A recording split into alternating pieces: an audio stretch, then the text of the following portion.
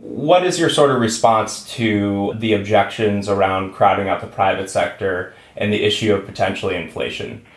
Yeah, so I did read Greg Ibb's piece in the Wall Street Journal, and I actually responded to him. We had a little bit of an exchange there on Twitter. So, this idea that if you come in with an offer that exceeds the current offer that's available to some workers in positions elsewhere in the economy, let's say in the private sector somewhere, and you come in and you say, we're going to do a federal job guarantee program, and the starting wage is $15 an hour, and we're going to include benefits.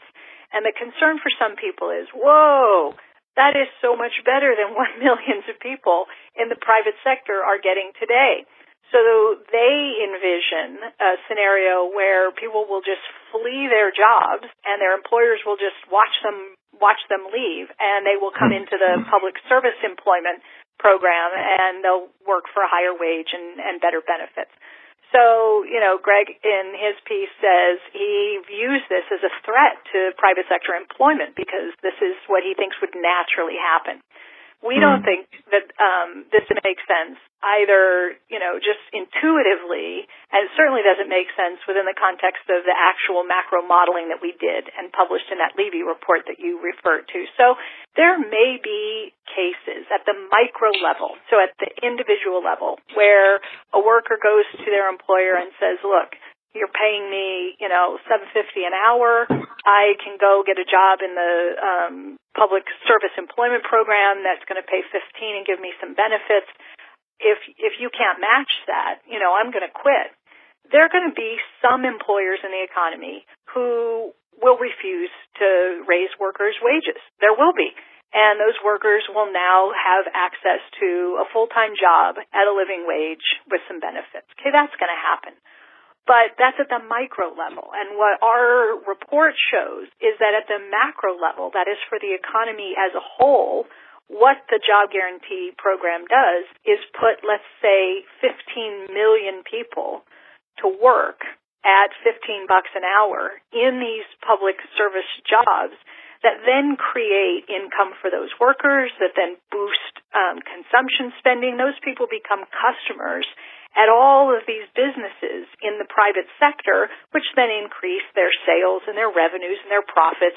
And so as demand increases at the macro level, firms end up hiring more workers than they would have in the absence of the program, not losing workers. So our report shows that if you do a program like this and put 15 million or so people to work in the public sector job program, that the private sector ends up adding as many as 4.2 million new jobs above and beyond what they would have had, what they would have added if the program didn't exist, if the job guarantee didn't exist.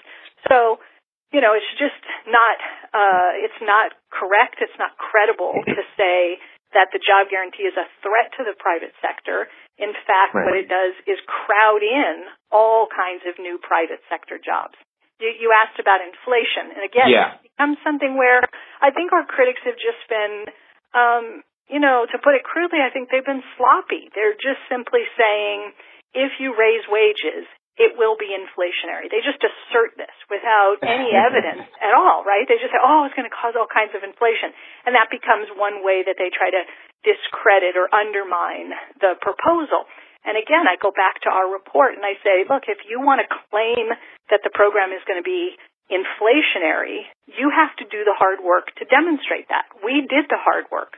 So we ran the models, and what the models show is that you get essentially a one-time adjustment. It does, cause the labor market to adjust. So in the first 2 to 3 years, you see some increase in wages across different sectors of the economy, but then you don't get a persistent inflationary effect. So in other words, you can introduce a federal job guarantee, you get a one-time adjustment in prices, but no persistent extra inflation as a result of the program.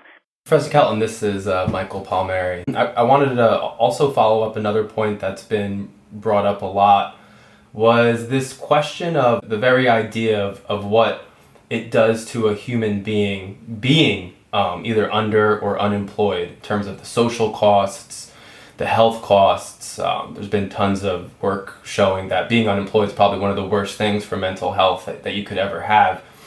But it's strange. A lot of people are questioning, kind of saying, why are we assuming that jobs give people an identity and a sense of purpose? And if you could just, answer that question. I mean, it seems like a very basic one to answer, but nonetheless, it's a point that keeps getting brought up. Can you just talk about the importance of work to millions of Americans? Look, the problem that the federal job guarantee tries to solve is one of involuntary unemployment. In other words, the people who the program is aimed at assisting are people who want to work but can't find it. So you've already kind of passed the hurdle in the sense that these are all people who are currently looking for work. They want to work. And the question, why do they want to work? Is it about, a sense of contributing? Is it about that there's some belief that work is something that you're supposed to do? It gives you a sense of purpose. There's dignity in getting up in the morning and knowing that you have a job to go to and that you're, a productive member of society. You're contributing in some way to your community and whatever. I mean, for some people, I think there is a very serious sense in which being deprived of access to employment deprives you of a real sense of dignity. Like, when you meet someone for the first time, one of the first questions that is usually asked is, what do you do? Right? Yeah. What do you do? And most people want to have some kind of a response to that question, So there is a sense in which we ascribe value to the way that we spend our time throughout the day. What do you do? I'm a, computer programmer. I'm a teacher. I'm a doctor, whatever. And so I think that people who are unemployed feel detached from society in a sense. They feel left out. And it's reflected, as you said, in a sense of the depression, anxiety.